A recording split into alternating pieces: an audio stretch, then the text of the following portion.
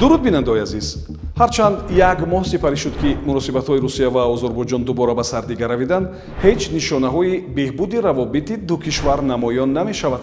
Озарбойҷон амалҳои интиқодӣ ва эътирози афзоянда нишон медиҳад. Озарбойҷон бо эътирозҳояш чиро нишон медиҳад? Оё Русия сиёсати худро бо кишварҳои пасошӯравӣ тағйир медиҳад? ва оё кишварҳои Осиёи марказӣ манофеи худро мисли Озарбойҷон аз Русия ҳимоя мекунанд? Биёед ҳамин мавзӯъро матраҳ кунем. Озарбойҷон баъди марги ду шаҳрвандаш, ки ҳамчунин шаҳрвандии Русияро ҳам доштанд, ду корманди хабаргузории Русии Спутник ва даҳҳо шаҳрванди Русияро боздошт кард. Чорабиниҳои фарҳангии дар Озарбойҷон тархрезишудаи Русия ва сафари муовини сарвазири ин кишварро лағв кард. Озарбойҷон иддао дорад ки ин амалиёт ба таъқиби озариҳо равона шудааст ва ду шаҳрвандаш дар пайи шиканҷаи мақомоти рус ҷон бохтанд. Русия бошад даъво дорад ки ин як амалиёти маъмулии кормандони мақомоти амниятӣ буд ва яке аз ҷонбохтагон аз бемории қалб вафот кард. ҳар ду кишвар сафирони ҳамдигарро ба вазорати корҳои хориҷии худ даъват кардаву эътирозу нигаронияшонро расониданд. Ахиран Озарбойҷон эълон кард ки Русияро барои суқути ҳавопаймояш дар 24 декабри соли 2024 ба додгоҳ мекашад. Боку даъво дорад ки он аз сӯи низоми зидди ҳавоии Русия суқут карда шуд.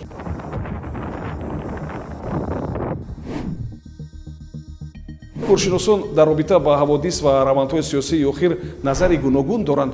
Парвиз Молоҷонов, куршиноси масоили сиёсӣ аз Тоҷикистон, ба тамоюли коҳиши нуфузи Русия дар фазои пасошӯравӣ ишора карда таъкид мекунад ки бештар аз ин пурсишҳои иҷтимоӣ дар кишварҳои пасошӯравӣ собит мекунад ки маҳбубияти қутби Русия дар афкори умум низ коҳиш меёбад.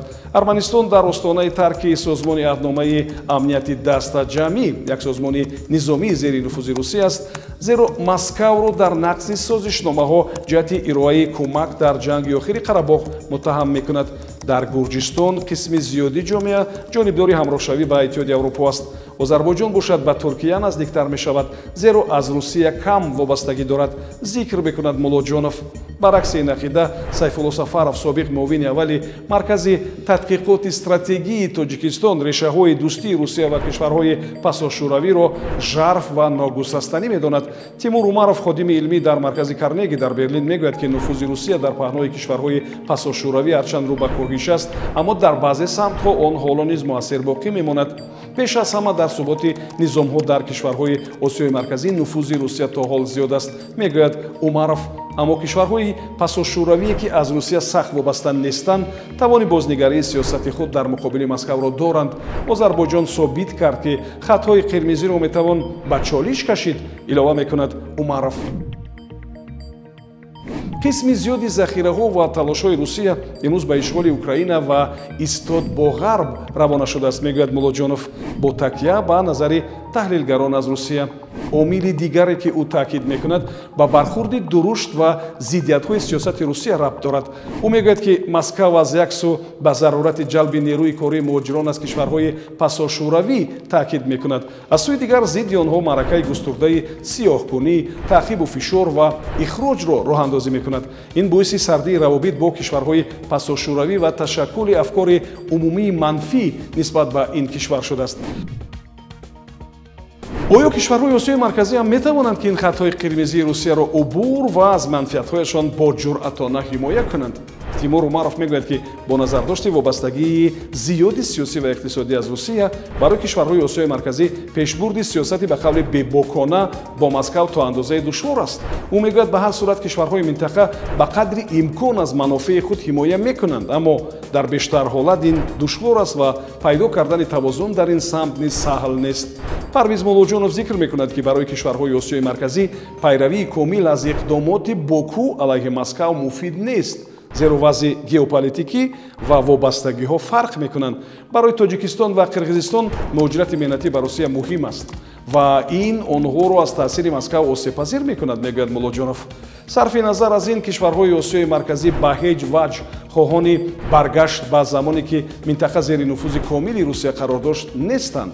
Сайфулло Сафаров таъкид мекунад ки кишварҳои Осиёи марказӣ дар масоили калидӣ ҳамеша аз манофеи худ дар қиболи Русия ҳимоя мекунанд ва барои исботи ин ба суханронии раиси ҷумҳури Тоҷикистон дар шаҳри Остона ишора мекунанд. эмомалӣ раҳмон зимни суханронии худ дар шаҳри остонаи қазоқистон дар соли 2022 бо муроҷиат ба Владимир Путин хост ки ба кишварҳои ин минтақа набояд мисли иттиҳоди шӯравии собиқ муносибат кунанд. Тоҷикистон ҳамеша ба манфиатҳои шарики асосии стратегии худ Русия арҷ мегузорад.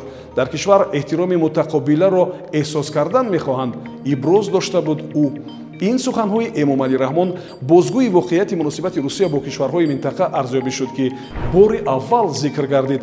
аммо ҳаводиси баъдӣ собит кард ки Русия сиёсати худро бо кишварҳои минтақа мисле ки рангубори зоҳирӣ кард.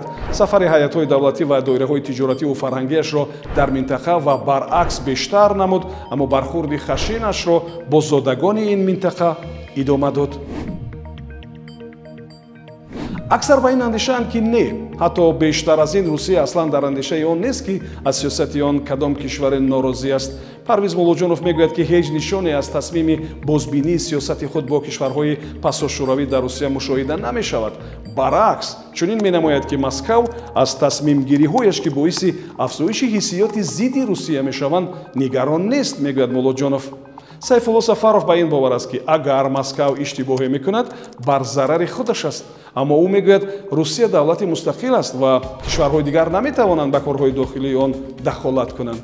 Тимур Умаров ба ин назар аст ки ба эҳтимоли зиёд Русия сабақе намегирад ва сиёсати худро тағйир ҳам намедиҳад.